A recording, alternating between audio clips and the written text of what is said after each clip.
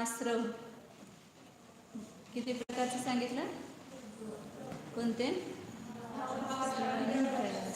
भावाश्रवाचे कितीच केले? एक जणांनी सांगायचं. श्राद्धावर सांगा. हां 2 श्राद्ध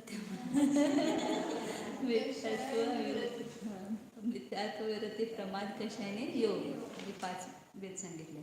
मिथ्यात्वाचे किती भेद केले? अजून कोणते?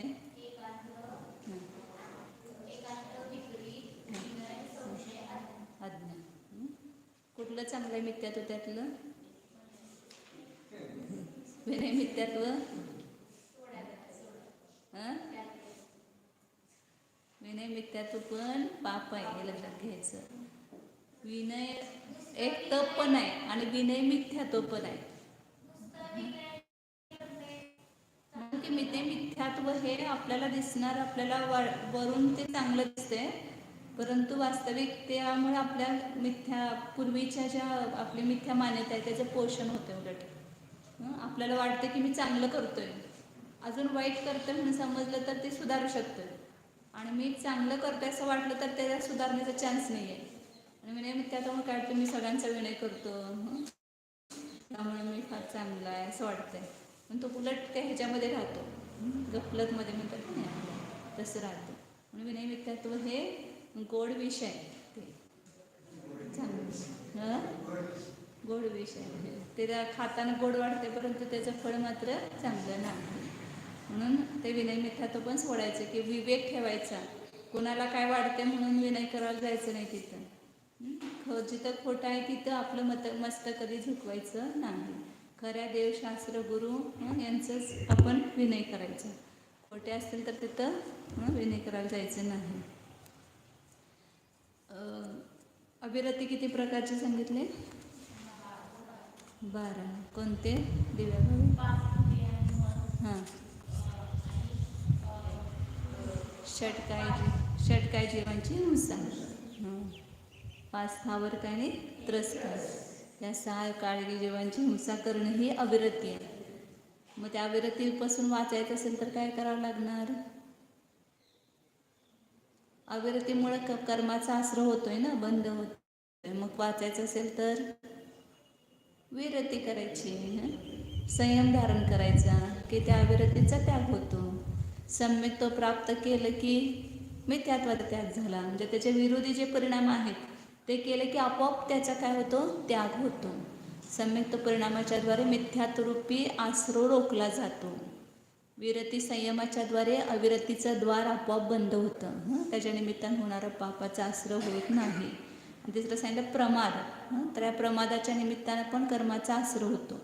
मग त्या प्रमादाला रोखायचं असेल तर आपल्या अप्रमत्ताच्या स्वभावाला जाणून त्यामध्ये जर लीन झाला तर त्या प्रमादाच्या निमित्तानं होणारा जो आश्रय आहे तो सुद्धा रोखला जातो. तर त्या प्रमादाचे भेद बघायचे. ते प्रमाद कशाला म्हणायचं? असावधानता. थोडक्यात प्रमाद म्हणजे म्हणजे स्वरूपामध्ये सावधानता नसणे, हा प्रमाद आहे. मग आता हा सुद्धा आपण शुभ उपयोग करतो, वास्तविक हा सुद्धा प्रमाद आहे एक प्रकारानं बघितलं तर. आत्मस्वरूपामध्ये सावधान नाही, परंतु त्या अशुभ प्रमादापेक्षा हा बरा. त्याच्याद्वारे पापाचंच तेवढं बंद होणार, निदान याच्याद्वारे शुभाचं तरी बंद होईल. म्हणून तो अशुभ प्रमाद सोडून ह्या शुभामध्ये राहायचं, शुभ उपयोगामध्ये. परंतु हा सुद्धा समजायचं की हा सुद्धा वास्तविक प्रमाद आहे, आपण स्वरूपामध्ये सावधान. म्हणून मुनिराज बाहेर तरी त्या उपदेश वगैरे करत असलं तरी सुद्धा त्या अंतरंगामध्ये काय असतंय की मला आपल्या स्वरूपामध्ये स्थिर व्हायचं आहे. अशा प्रकारचे पुन्हा पुन्हा प्रयत्न करतात मधून मधून. तर त्या प्रमाद सोडायचा, तर प्रमाद किती हे पण माहीत पाहिजे की नाही. तर त्या प्रमादाचे भेद सांगितले. किती आहेत? 15 आहेत.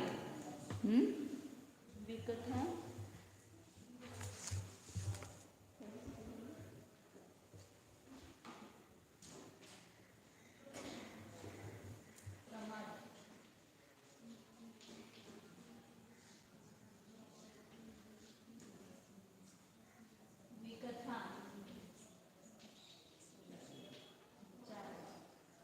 विकथा म्हणजे सगळ्या आपल्या स्वभावाच्या विरुद्ध कथा. शास्त्र स्वाध्याय सोडून जे काय आपण कथा करतो ते सगळ्या विकताच आहेत. भोजनाची कथा, स्त्रीची कथा, ती स्त्री अशी आहे, ती स्त्री तशी आहे. ते म्हणजे दोष सांगत स्त्रियांचे किंवा त्यांच्या अंग उपांगाचं वर्णन करणं. तर जी काय स्त्री संबंधी कथा आहे ती सगळी कशी आहे, विकथा. म्हणजे ह्या 4 बेस सांगायचे: स्त्री कथा, कथा लावून टाकायचं पुढं, भोजन कथा. दिवसभरात कुठल्या कुठल्या कथा करतो बघा आपण, कशाला वेळ देतो जास्त. शास्त्राची कथा किती करतो आणि ह्या कथा किती करतो. आता जागा बसलं समजा गँग सुयांची, काय सुरू होतंय, गप्पा म्हणजे कसल्या, ह्या सगळ्या एकतर बाह्य परिग्रहाच्या, साडी, भांडी, कुंडी ह्याच्या, नाहीतर मग भोजनाच्या, हे कसं बनवायचं, ते कसं बनवायचं, ह्याची टेस्ट कशी आहे, त्याची कशी आहे, हे सगळ्या भोजनाच्या कथा होतात. आता 2 प्रकार आहे. एका ठिकाणी चोर कथा आणि हे राष्ट्रकथा असं देतात, राजकथा. आणि त्या ठिकाणी राजाची कथा आहे, चोर कथा आणि राष्ट्रकथा म्हणजे सगळे राजकथा दिली का, राजकथा म्हणून चालेल.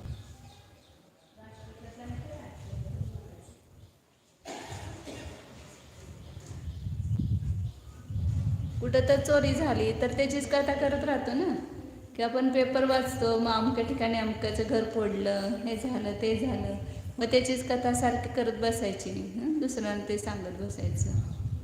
ती सगळी म्हणजे आपण हे होत असताना सुद्धा आपल्या लक्षात घ्यायचं की ही विकथा आहे, हे प्रमाद आहे, ह्याच्यामुळे आपल्याला आश्रय होतोय, म्हणून आपण करायला नको. जे करायचं नाही ते सुद्धा आपण समजून घ्यायला पाहिजे.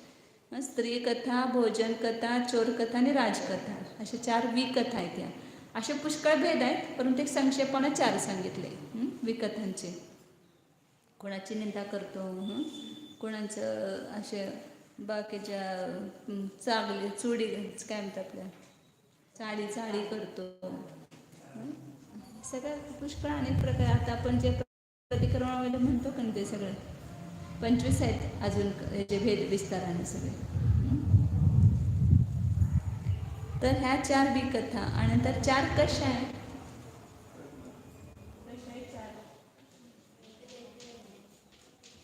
तर माहीतच आहे सगळ्यांना. कोणते, क्रोध, मान, माया, लोभ. करायचं पण माहिती आहे आणि हे पण माहिती आहे. प्रत्येक क्षणाक्षणाला काय होतात, कशा उत्पन्न होतात. जरा कोणी आपल्या प्रतिकूल वागलं की लगेच क्रोध येतो, जरा काहीतरी आपल्याला चांगलं कोणी म्हटलं की लगेच मान कशा होतोय, व मी किती चांगली आहे, माझं चित्रकला चांगलं आहे, संगीत चांगलं आहे. कोणतरी म्हटलं की तुझं दिसायला खूप छान आहेस, लगेच काय होतं तिथं मान कशी आपल्या स्वतः संबंधी. मायाचार, काहीतरी आपलं काम करून घ्यायचं असलं की लगेच छल कपट करतो, आणि सारखं कुठलं तर वस्तू ते पाहिजे तर लोभ तर भाग असतो. तर हे 4ही कशाय आहेत आणि ते कशात आपले पूर्ण सुटणार नाही त्या अवस्थेत. परंतु हे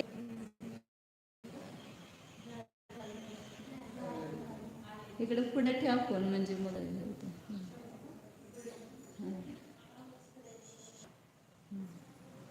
ते स्विच ऑफ करायला चल. हां पुढं. तर काय झालं, प्रमाद कशा आहे, त्याच्यानंतर 5 इंद्रियांचे विषय, हा पण काय प्रमाद, हे सगळं पानं निकळ त्याची.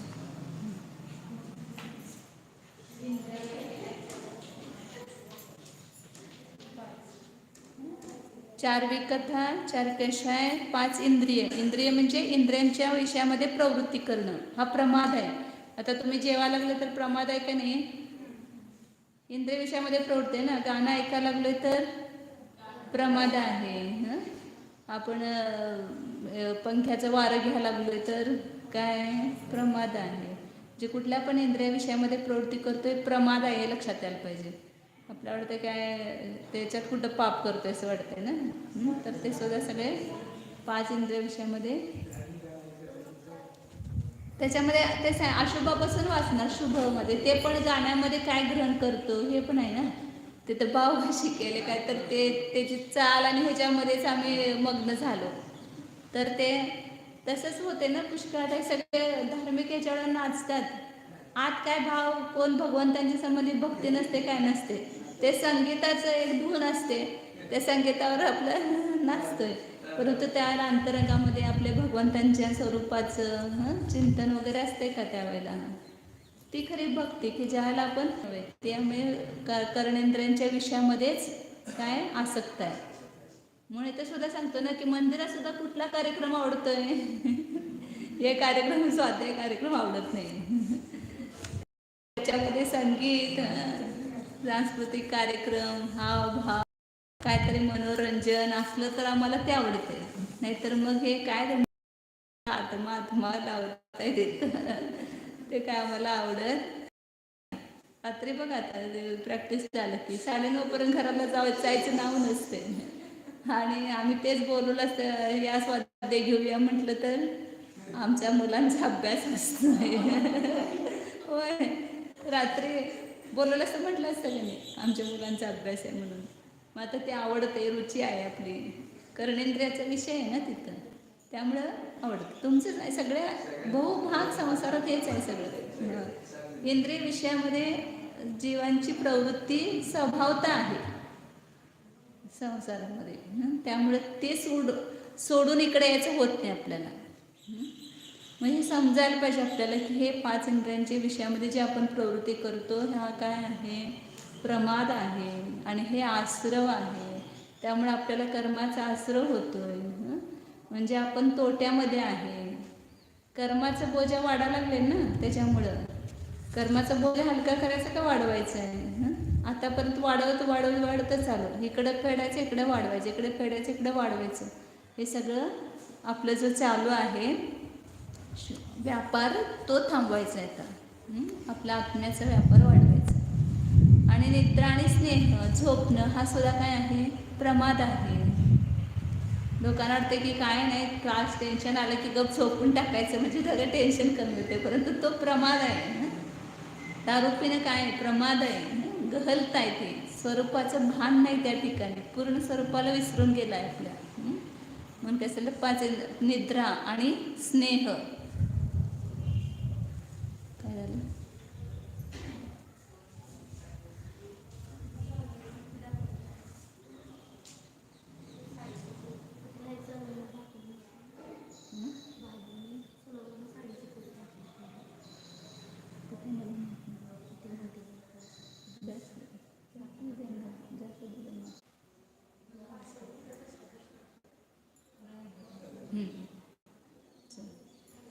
पुढं काय सांगतात, निद्रा आणि स्नेह हे 15 झाले प्रमाद.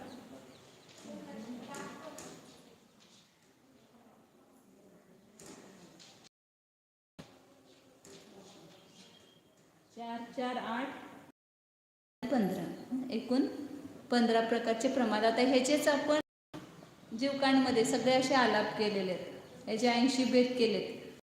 4 चौक 16 तुम्ही शिकला असेल की आता. 4 चौक 16, 16 85 असे भेद केले ना. म्हणजे कुठला तरी आपण एक विकथा करत असतो, कुठला तरी कशा असतो त्याच्याबरोबर, कुठला तरी इंद्रिय विषयामध्ये प्रवृत्ती असते. खूप ते सुंदर विषय आहे तो सगळं. त्याचे कसे कसे भंग करायचे वगैरे. आता पण स्नेह किंवा राग एकच. स्नेह म्हणजेच राग, राग म्हणजे प्रेम. राग म्हणजे आपला राग नव्हे मराठीतला, हिंदीमध्ये ज्याला राग म्हणतात तो स्नेह घ्यायचा. तर हे 15 प्रकारचे प्रमाद सांगितले. नंतर 4थं भावास्त्र कोणतं आहे, कषाय. कषाय कशास म्हणतात. आता इथं सुद्धा हे 7व्या गुणस्थानाच्या अपेक्षेने व्याख्या दिलेली आहे. तसं वास्तविक कशाची व्याख्या काय आहे की जे आत्म्याच्या गुणांचा घात करतात किंवा जे आपल्या आत्म्याला दुःख देतात किंवा आपल्या कर्मरूपी शेतीला नांगरतात, त्याला कशाय म्हणतात. म्हणजे कशामुळे आपली कर्माची शेती चांगली होते, चांगलं पीक येते. कुठं कर्माच्या शेतीमध्ये त्याला कशाय म्हणायचं. आणि आपल्या आत्म्याचा ज्याच्यामुळे घात होतो ते कशाय, कसतात, आत्म्याला दुःख देतात, त्याला कशाय म्हणतात. अशी कशाची व्याख्या आहे. परंतु ही जी व्याख्या दिलेली आहे ती 7व्या गुणस्थानवरतीच्या अपेक्षेनं दिलेली आहे. कारण हे क्रमाक्रमानं गुणस्थानामध्ये एक एक एक एक आश्रव थांबत जातात. पहिला गुणस्थान आहे त्यामध्ये असणारं मिथ्यात्व, 5 आहेत मिथ्यात्वाधिक. पुढं 4थ्या गुणस्थानापर्यंत मिथ्यात्व, अविरती, मिथ्यात्व नाही परंतु अविरती, प्रमाद, कषायोग आहे. त्या गुणस्थानाप्रमाणे लिहून देते तुम्हाला नंतर. आणि त्याच्यानंतर प्रमाद आहे 6व्या गुणस्थानामध्ये. आणि त्याच्यानंतर 7व्या गुणस्थानामध्ये प्रमाद पण नाही परंतु कषाय आहे. मग त्याला कषाय आहे तर कसं आहे ते, तर त्यापेक्षा ते व्याख्या लिहिली आहे की संचरण व नौकषायांचा मंद उदय असता.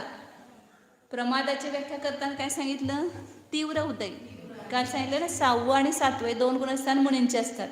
संजीवन कशाचा तीव्र उदय आला की ते 6व्या गुणस्थानात जातात. त्याचाच मंद उदय आला की 7व्या. म्हणजे सारखं कशांचा उदय हा अंतर्मुहूर्तामध्ये बदलत असतो. अंतर्मुहूर्तामध्ये तीव्र होतो, पुन्हा अंतर्मुहूर्तामध्ये मंद होतो म्हणजे कमी होतो. तर ते म्हणून 6वं 7वं प्रमत्त अप्रमत्त, प्रमत्त अप्रमत्त अशी अवस्था सारखी होत असते. प्रमाद झाला परत अप्रमत्त झाले, परत प्रमाद झाला परत अप्रमत्त झाले. असं त्याला म्हणतात झोपाळा.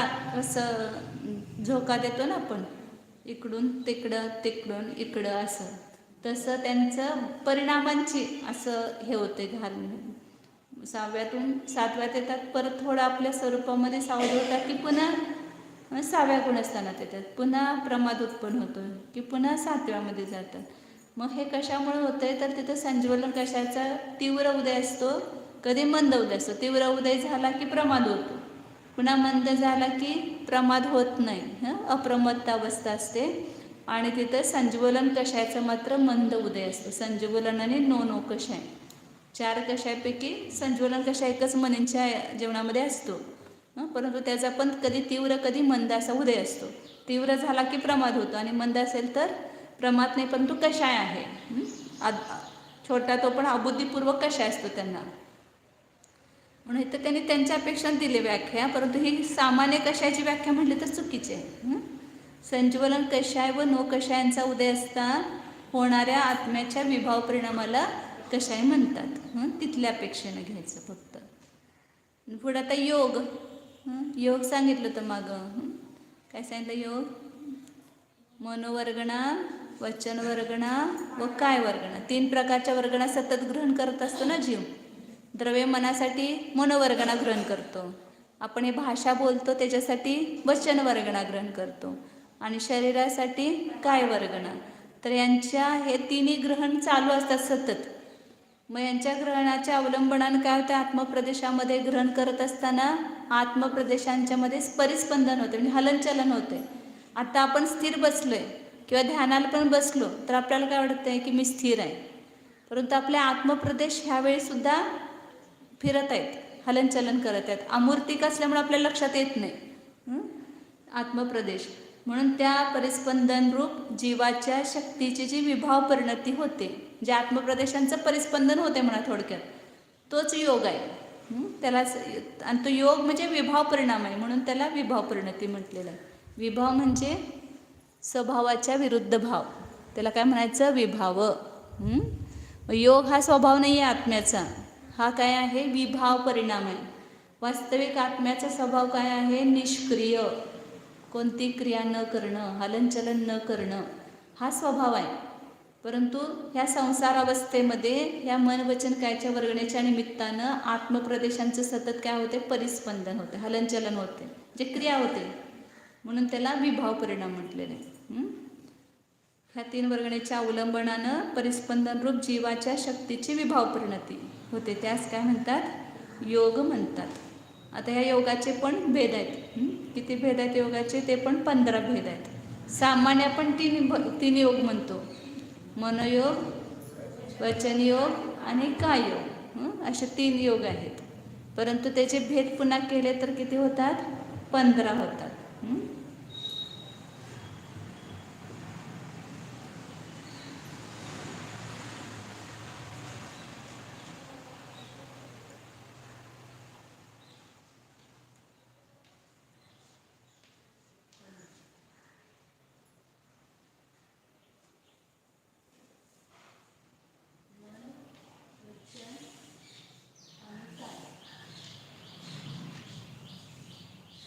तर मन योग म्हणजे आपण द्रव्यमनाच्या निमित्ताने जे काही विचार करत असताना ज्या आत्मप्रदेशांचं परिस्पंदन होते तो मनयोग झाला. परंतु त्याचे 4 भेद केलेत मनयोगाचे. कोणते 4 भेद ते? सत्य मनयोग, असत्य मनयोग, उभय आणि अनुभय. आणि हेच वचनयोगाचे पण हेच भेद आहेत. सत्य, असत्य, उभय आणि अनुभय. तर आता सत्य कशाला म्हणायचं? तर जशी वस्तू आहे तसंच विचार करणं किंवा तसंच कथन करणं. तर त्याला इकडं तसंच विचार करणं म्हणजे सत्य मनयोग झाला आणि तसंच कथन करणं म्हणजे सत्य वचनयोग झाला. जे पुस्तक आहे तर पुस्तकाला पुस्तकच म्हणणं, पुस्तक आहे असाच विचार करणं, त्याला म्हणायचं सत्य. आणि असत्य कशाला म्हणायचं? की जसं नाही तसं सांगणं किंवा तसा विचार करणं. पुस्तक आहे तर त्याला वही म्हणणं किंवा वहीला पुस्तक म्हणणं, किंवा साप आहे तर त्याला दोरी आहे तर त्याला साप म्हणणं, जे उलट त्याच्या असत्य ग्रहण करणं. म्हणजे वनामध्ये पण विचार करणं त्या वस्तूसंबंधी ते मनयोग होणार, असत्य मनयोग. आणि तसं कथन करणं हा असत्य वचनयोग होणार. आहे वस्तू तरी आपण नाही म्हणून सांगतो, जे खोटं सांगतो ना ते असत्य वचनयोग झालं. आणि उभय, आता त्याच्यामध्ये सत्य असत्य दोन्ही पण आहे. काही अंशानं ते सत्य आणि काही अंशानं असत्य आहे, त्याला म्हणायचं उभय. दोन्हीचं मिश्रण त्याच्यामध्ये आहे. म्हणजे कसं, आता उदाहरणार्थ काही काही गोष्टी असतात बघा, पूर्ण असत्य पण असत नाही, पूर्ण सत्य पण असत नाही. जसं आता कमंडलू आहे, त्याला कोणी म्हटलं की हा घट आहे कमंडलूला, मग खोटं आहे काय खरं आहे? तर त्याच्यामध्ये काही सत्यांश आहे, कारण घट जे कार्य करतो ते कमंडलू पण काम करते. घट पाणी भरण्यासाठी आपण त्याचा उपयोग करतो आणि ते कमंडलूमध्ये पण पाणी भरलं जाते. तर काही अंशाने काय झालं ते सत्य आहे. आणि परंतु घट म्हणजे कमंडल म्हणजे घट नाही आहे, म्हणून ते काय आहे? असत्य आहे. अशा पुष्कळ गोष्टी असतात आपल्या व्यवहारात सुद्धा, की असं त्याला उभय म्हणायचं. पूर्ण सत्य पण नाही आणि पूर्ण असत्य पण नाही, दोन्ही आहे. काही अंशाने सत्य आणि काही अंशानं असत्य, तर त्याला उभय म्हणायचं. आणि अनुभय म्हणजे त्याला सत्य पण म्हणता येत नाही आणि असत्य पण म्हणता येत नाही, दोन्ही पण नाही. ते त्याला ह्याच्यामध्ये दोन्ही आहे आणि ह्याच्यामध्ये दोन्ही पण नाही, त्याला म्हणायचं अनुभय. जे आता जसं म्हटलं मी, कोणाला तरी विनंती केली की आमचं एवढं काम करा, किंवा कोणाला म्हटलं तुम्ही आत या, म्हणजे असे जे आपल्या सगळ्या भाषेत प्रश्न विचारला कोणाला तरी, मग ते सत्य आहे की असत्य आहे? तर त्याला सत्य पण म्हणता येत नाही आणि असत्य पण म्हणता येत नाही, म्हणून ते अनुभय आहे. किंवा जे द्विंद्रियादिक जीवांची जी भाषा आहे, हां अश्वत्थामा, हां, तर ते अश्वत्थामा मेला असं म्हटलं त्याने. हां, तर हत्ती की हे नर मनुष्य की हत्ती, असं त्याने नंतर उच्चारण केलं. ते तर त्यांचं असत्यच होतं सोडा, कारण का त्यांनी खोटंच हे करण्यासाठी केलं होतं ना. परंतु ते पूर्ण खोटं बोलायचं नाही म्हणून त्यांनी नंतर म्हटलं की तो हत्ती आहे की मनुष्य आहे असं म्हटलं. हां हां, दोन अर्थ होतात त्याचे, परंतु अशा भाषा आपण किती जर वापरतो ना, त्याच्यात आता उदाहरणं शोधायला लागतील अशी. तर ते उभय म्हणजे दोन्ही असते. आणि एक जी आपली आज्ञापिनी भाषा, त्याचे 9 भेद केले त्या अनुभयाचे पण. प्रश्न विचारतो, त्याला आपण सत्य पण म्हणू शकत नाही, असत्य पण म्हणू शकत नाही. आमंत्रण दिलं कुणाला, तुम्ही या अमुक कार्यक्रमाला, तर त्याला आपण सत्यामध्ये पण घालू शकत नाही आणि असत्यामध्ये पण घालू शकत नाही, तर त्याला अनुभय म्हणतात. असे 9 प्रकारची भाषा आहे ती. प्रश्नार्थक, परवानगी विचारायची, किंवा आज्ञा करायची, अशा प्रकारची भाषा. तर ते अनुभय आहे. तर म्हणजे हे मनोयोग आणि वचनयोग. तसं विचार करणं हे मनोयोग लावायचं आणि तसं कथन करणं हे वचनयोग लावायचं. त्याच्यानंतर काययोगाचे 7 भेद केलेत. तर काययोग म्हणजे शरीराच्या द्वारे जो योग होतो तो काययोग. मग शरीर किती आहेत आपण बघितले? किती आहे शरीर? 5 आहेत. कोणती? औदारिक, वैक्रिक, आहारक आणि कारक. तर आता त्याच्यामध्ये जे तेजस शरीर आहे त्याच्या निमित्तानं योग होत नाही, स्वतंत्र नाही आहे ते तेजस शरीर, म्हणून ते तेजस शरीर सोडायचं. बाकी औदारिक शरीराच्या निमित्तानं काय योग होतो. नंतर वैक्रिक शरीर म्हणजे देवनारकींच्या शरीराच्या निमित्तानं काय योग होतो. जे आहारक शरीर निघते त्याच्या निमित्तानं काय योग होतो. जे तुम्हाला पाठ करायला सोपं.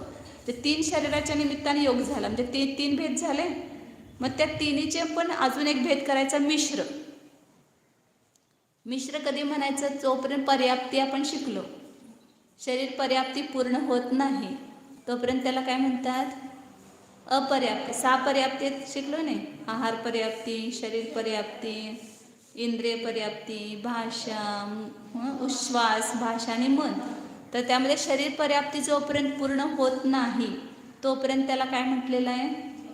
अपर्याप्त, निवृत्ती पर्याप्त असा शब्द वापरला होता. तर तोपर्यंत जी अवस्था, जो योग असतो तो त्या शरीराचा मिश्र काय योग लावायचा. जे अजून शरीर पूर्ण झालेलं नाही आहे मग त्याला आपण पूर्ण योग कसा म्हणणार त्या शरीराचा? मग तोपर्यंत त्याचा मिश्र काय योग असतो, म्हणजे तिथं कारमान परमाणू आणि औदारिक शरीराचे परमाणू या दोन्हीचं मिश्रण आहे, म्हणून त्याला काय म्हणतात?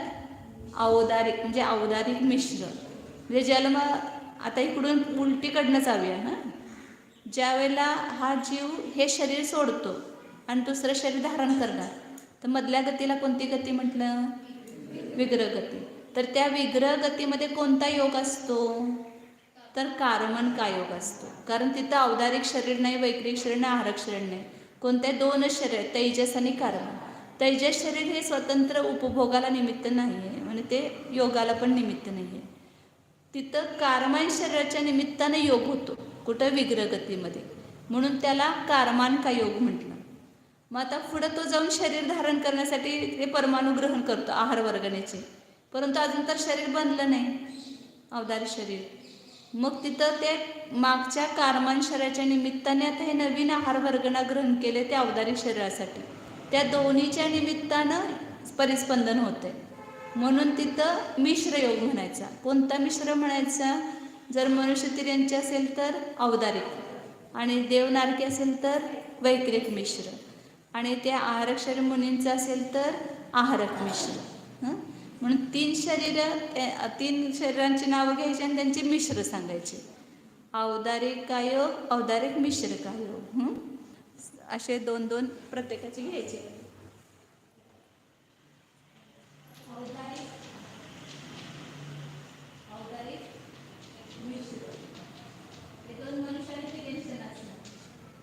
आता योग लक्षात ठेवायचं. पहिला विग्रहगतीमध्ये कारमान काय योग, म्हणजे जोपर्यंत शरीर पर्याप्ती पूर्ण होत नाही तोपर्यंत औदारिक मिश्र काय योग, आणि शरीर पर्याप्ती पूर्ण झाली की औदारिक काय योग. त्याच्यानंतर देवनारकीनं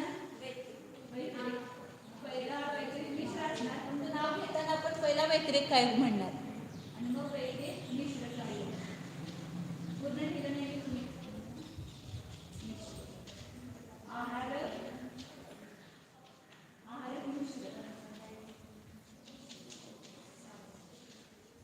मिश्र कधी असते लक्षात ठेवायचं? अपर्याप्त अवस्थेमध्ये मिश्र कायोग असतो, एवढं तर लक्षात ठेवायचं. आणि पर्याप्त अवस्थेमध्ये कायोग असणं म्हणजे औदारिक किंवा वैक्रिक किंवा आहारक. आणि विग्रहगतीमध्ये कोणता योग असतो? कारमन कायोग.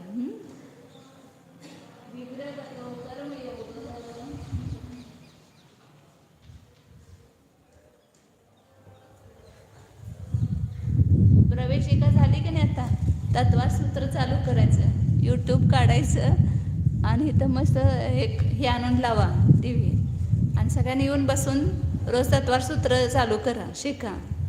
पूर्ण कर्म हे तुम्हाला पटपट समजणार आता. हे जर प्रवेशिका कळाली की नाही, हे शब्द तर कानावरनं गेलेत. ते तत्वार सूत्र लगेच समजेल तुम्हाला. हे सगळे विषय त्याच्यामध्ये आहेत. तर 7 काय योग सांगितले. लक्षात एकदम सोपं ठेवायला. शरीर आपल्याला पाठ आहे, त्यामुळं त्याला मिश्र लावून हे करायचं. कोणते सांगा 7? हां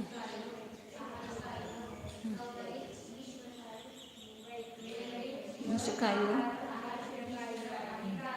म्हणताना 1-2-2 एकदम म्हणायचे. औदारिक कायोग, औदारिक मिश्र कायोग, वैक्रिक कायोग, वैक्रिक मिश्र कायोग, आहारक कायोग, आहारक मिश्र कायोग आणि कारमन कायोग. कारमन कायोग. डॉक्टरांबाई जर आमच्या समोर येत जावं, म्हणजे तुम्ही दिसताय मला, काय काय ग्रहण करते कळते मग.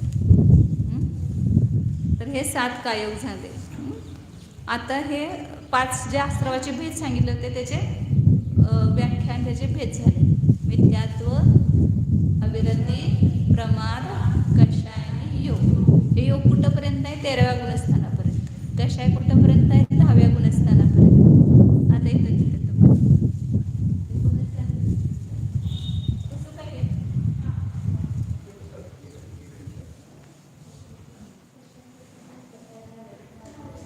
सांगते, पहिल्यापासून सांगते.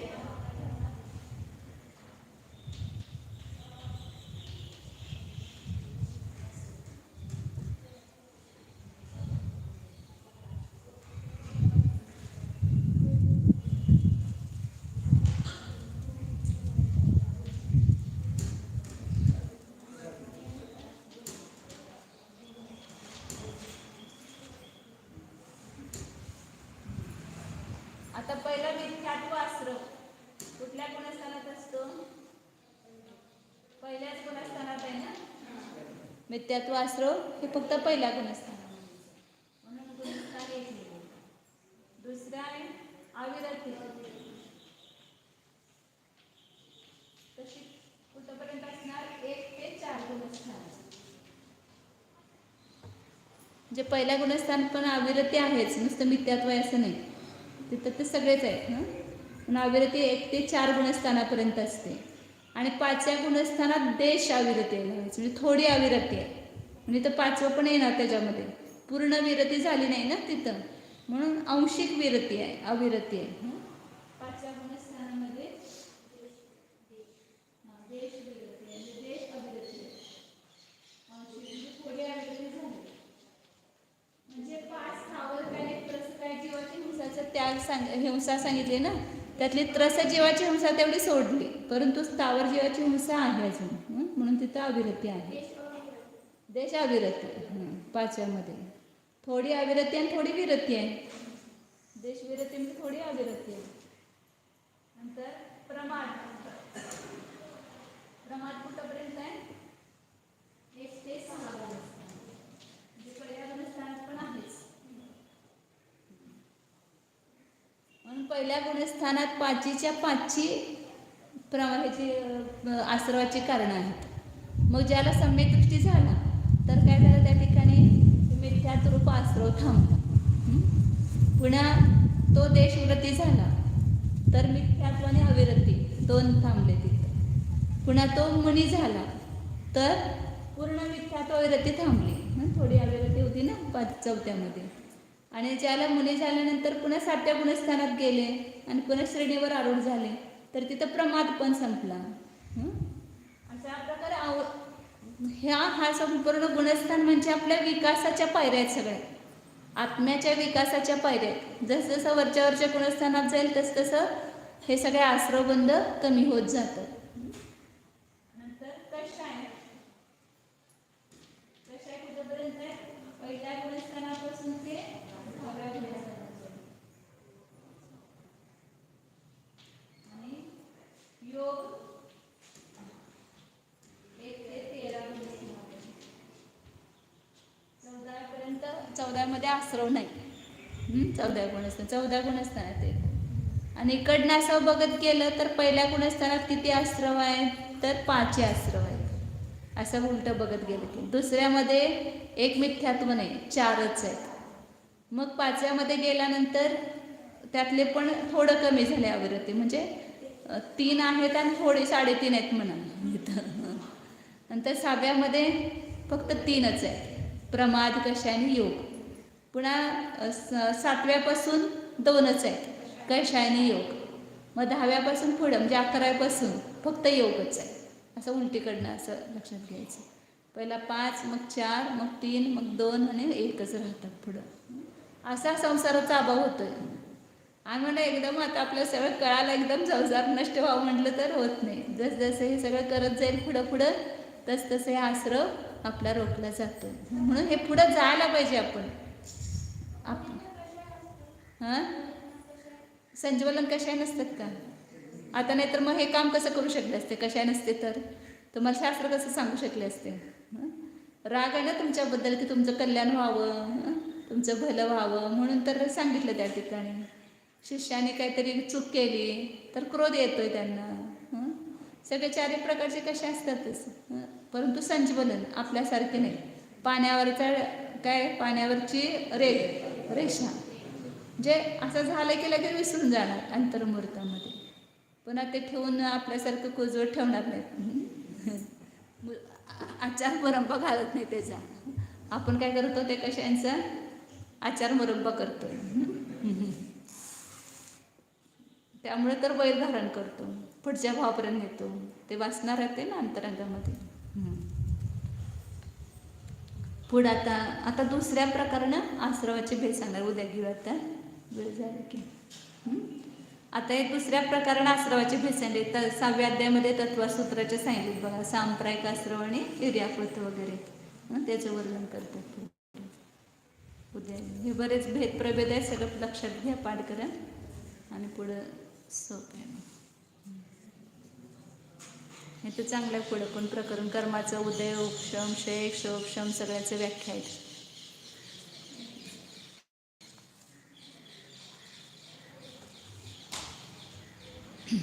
ओम 2 मिनिटं ध्यान करा.